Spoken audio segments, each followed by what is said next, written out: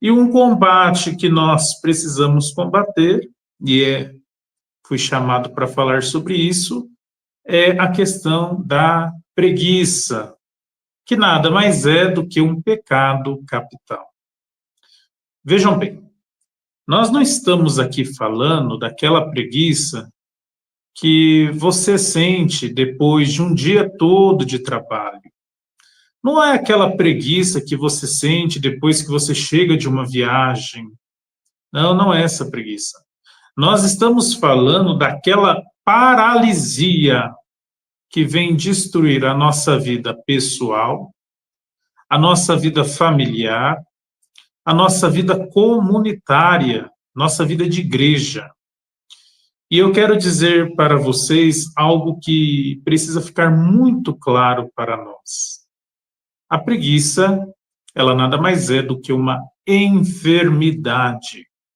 Por que uma enfermidade? Porque é um pecado, e todo pecado é uma doença. É a doença da alma, e que, de certa forma, vem para a nossa vida ordinária, vem para a ordem natural, e que também destrói o nosso ser. Bom, a gente poderia buscar entender a etimologia da palavra preguiça, que vem de pigritia. Significa a falta da vontade, a falta de querer realizar uma ação, é uma aversão à ação. Então, a preguiça nada mais é do que correr fora de tudo aquilo que gera uma ação, um movimento. Então, nós precisamos entender que preguiça e procrastinação são duas coisas diferentes. E também existe a preguiça espiritual chamada assídia. Nós vamos falar dela também. Mas antes eu quero falar da preguiça enquanto objeto da ordem natural. A preguiça, como eu falei para vocês, não se refere somente a um cansaço físico comum, mas a uma apatia, seja na ordem natural ou sobrenatural.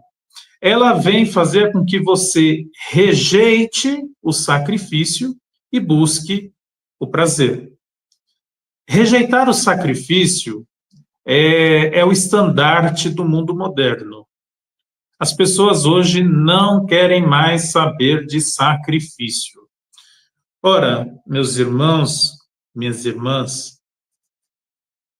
todos os domingos nós oferecemos a Deus o sacrifício da missa, que nada mais é do que a atualização do sacrifício redentor de Cristo, seu sacrifício incruento.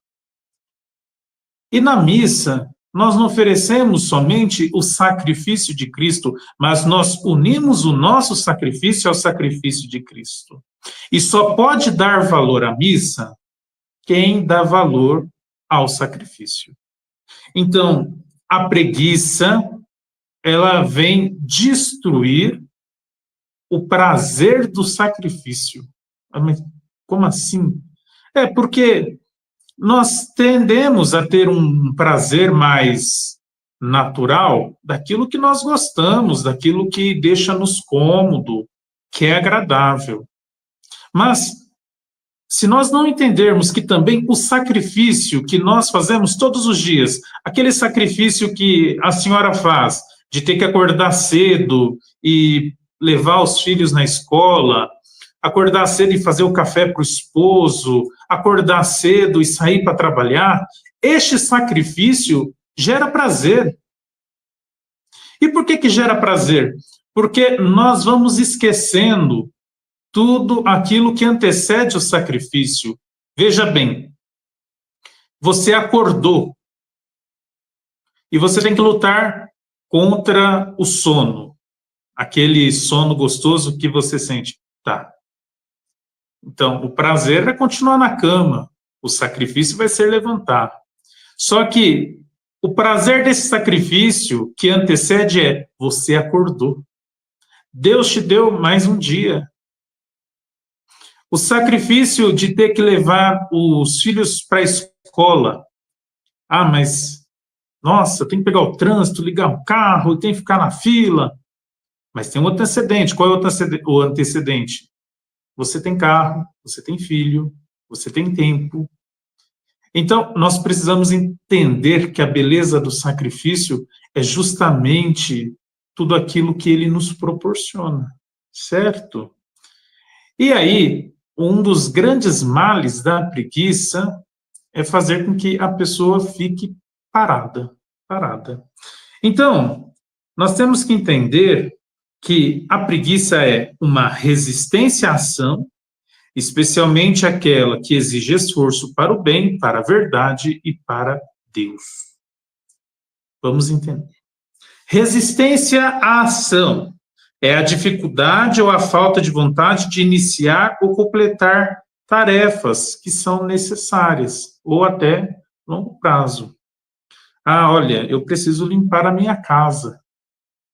E aí, se eu não limpar? Se eu não limpar, ela vai ficar suja, vai atrair bichos, vai fazer mal para a sua saúde.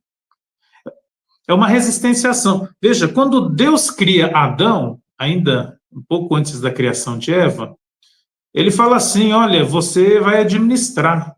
Deus não fez Adão para ficar pulando lá no paraíso sem sentido, andando para lá e para cá. Não, você tem serviço. O homem foi criado já em vista de fazer algo, não ficar parado. Então, resistir à ação é próprio da pessoa preguiçosa.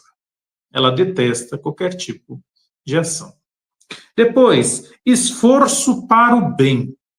O preguiçoso, ele só pensa em si, ele é egoísta. Ele não quer saber do outro. Jamais. Então, ele deixa de praticar a caridade para agir em favor do outro. E aqui nós podemos lembrar das obras de misericórdia corporais. Dar de comer a quem tem fome, dar de beber a quem tem sede, dar pousada aos peregrinos, vestir os nus, visitar os enfermos, visitar os presos, enterrar os mortos. Bom, quem é preguiçoso não vai querer fazer isso. Olha, e vou dizer uma coisa muito séria para vocês. O preguiçoso é aquele que ataca todo mundo. Então, às vezes a pessoa chega assim e fala, porque eu não tenho espaço na minha paróquia. Porque eu queria fazer tanta, queria nada. Cadê você lá no hospital para evangelizar os doentes? Cadê você para ir visitar os presos? Cadê você para visitar os idosos que estão abandonados, às vezes pela família? Meus irmãos, serviço tem, ou se tem. Então, nós não podemos cair nessa armadilha do mal, da preguiça, que não faz com que busquemos o bem e estejamos em favor dos nossos irmãos. Depois, a preguiça tira o esforço para a verdade. Todos nós aqui somos maduros o suficiente para saber que a verdade não é uma coisa, mas uma pessoa, Jesus Cristo. Ele é a suma verdade. Mas a verdade que eu quero dizer aqui é aquela verdade que precisa ser anunciada, aquela verdade que precisa ser ensinada.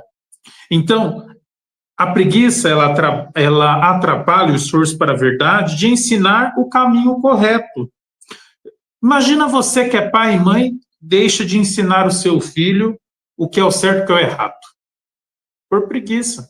E olha que eu não estou dizendo de realidades muito longínquas, isso acontece direto. Os pais estão deixando os filhos aprender a lei da vida, a entender como é a vida, está terceirizando tudo, porque não quer ensinar, tem preguiça de ensinar. Sim, um professor precisa ensinar o menino a escrever o nome, a pintar, a saber que 1 mais 1 é igual a 2, a desenhar o 2. Todos nós aprendemos. Por que nos ensinaram? O catequista precisa ensinar a fé, precisa ensinar a religião, a doutrina. Faz parte do seu dever. Mas Você que é pai, você que é mãe, você também tem que ensinar a sua prole, ensinar seus sobrinhos, amigos, afilhados, enfim, qualquer pessoa.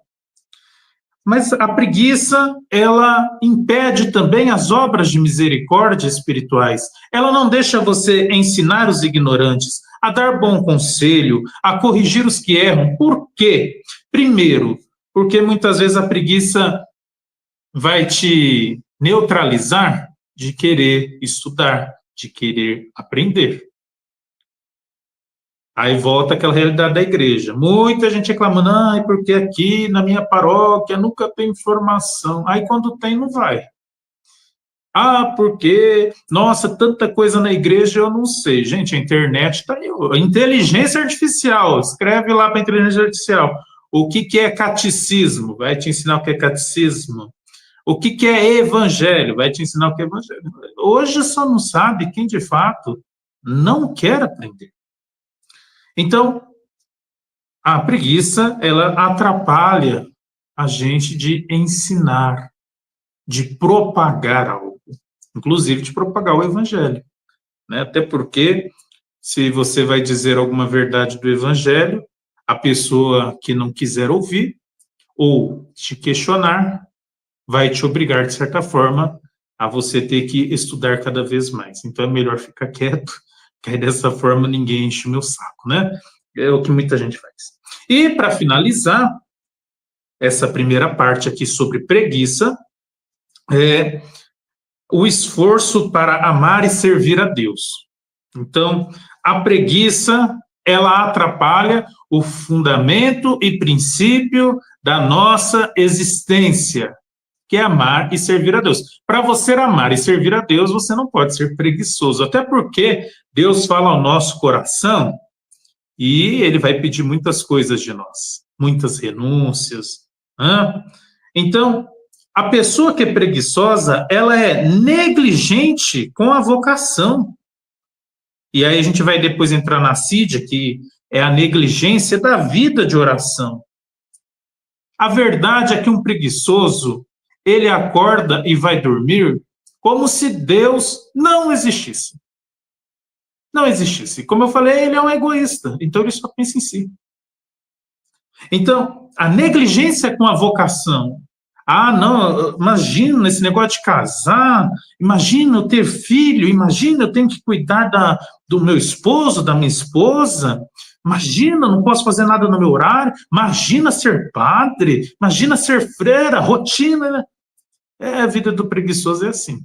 Ele quer fugir, né? Por quê? Porque ele acha que aquele mundinho, aquela vidinha dele, medíocre, basta. Bom, a pessoa que é preguiçosa, como eu falei, a vida vai passando e ela nem enxerga. Entra ano e sai ano, continua a mesma coisa. Entra ano litúrgico, muda o ano litúrgico, continua a mesma coisa. A pessoa não tem sonho, não tem projeto, não vislumbra, inclusive, a eternidade. É por isso que tem muita gente aí com medo da morte. Vou dizer uma coisa para você, a gente não tem que ter medo da morte. Nenhum de nós. Temos que estar reconciliados com a nossa morte. E é óbvio que um egoísta, um preguiçoso, uma pessoa viciada tem medo da morte, porque não vislumbra a eternidade. Até porque o fato de querer ser santo não cabe para preguiçosos, porque a santidade exige muitas ações. Muitas ações. Então, a preguiça destrói os seus sonhos. Porque o ato de sonhar, o ato de planejar, exige disciplina, exige esforço. Destrói os relacionamentos. Você não se preocupa com o outro. Você só pensa em si. Destrói as oportunidades. Quantas pessoas nesse país se acostumaram, inclusive, e aqui a gente pode ser crítico sim, a receber benefícios sociais, porque é até melhor eu ficar com a perna erguida para cima do que trabalhar e ganhar, mesmo que seja um pouco mais. Não, imagina. Isso é um pecado gravíssimo. Isso é um pecado gravíssimo. Usurpar do dinheiro público para sustentar a sua preguiça. É um pecado grave. E também a preguiça, ela enfraquece a fé, porque a fé sem obras é morta, vai dizer São Tiago. Ou seja, a fé exige que a gente se mexa, tenha ação, tenha vontade. Tenha vontade. Um preguiçoso, ele não tem vontade de nada. Então, meus irmãos, minhas irmãs, a preguiça é a falta de vontade. E como que a gente consegue entender o que é preguiça e procrastinação? Veja bem, a preguiça é um desejo da pessoa. Ela quer não fazer nada. Já a procrastinação é aquela pessoa que fica postergando as coisas. E muitas vezes ela tem este problema porque ela pode estar com medo, ansiedade, pode ser até um indício de depressão. Às vezes, aquela pessoa que é muito perfeccionista, aí começa a procrastinar demais, né? Então, vamos aprender da seguinte forma. Preguiça é aquela pessoa que sabe que precisa rezar, mas prefere ficar deitado na cama. Procrastinação é aquela pessoa que sabe e que precisa se confessar, mas não vai porque tem medo ou receio. Eu preciso me confessar, mas será que o padre vai me orientar direito? Será que o padre vai me entender? E se o padre me criticar? Tá vendo? É medo, medo do sagrado, medo de uma ação sagrada, que é de perdoar os pecados. Né? Entendem?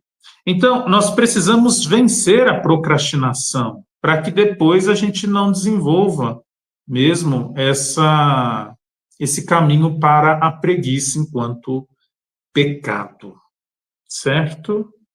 Bom, a preguiça, como eu falei, ela atua nessa ordem natural das coisas, mas ela também quer atuar na ordem sobrenatural e, no caso nosso, na vida espiritual. E aí, na vida espiritual, nós chamamos a preguiça de assídia, que é o desânimo espiritual.